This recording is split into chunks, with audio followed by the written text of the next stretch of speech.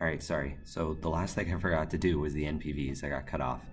So what we need to do is we need to look back at an earlier step of the question, which was the first step after we factored.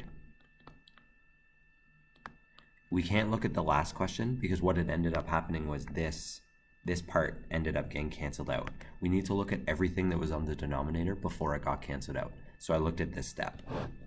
Anything that's squared isn't actually going to end up having an NPV, because the idea is that even if it was a negative, no matter what happens, it's going to be a positive value. So it's going to end up not giving us a zero value on the denominator. These two are going to give us our NPVs. So I'm going to set them up. X plus 2y equals 0, which means that x, in order to equal 0, would have to be negative 2y.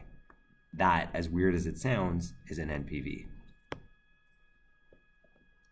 Over here, the same thing is true. X minus 2y would equal 0. So if x was equal to 2y, it would equal 0. So that's our second NPV. So the values that x cannot be, so x cannot be negative 2y or positive 2y. Those are the two values that, if put in, would give us a denominator of 0 and wouldn't work. Okay? And that's the end of the question.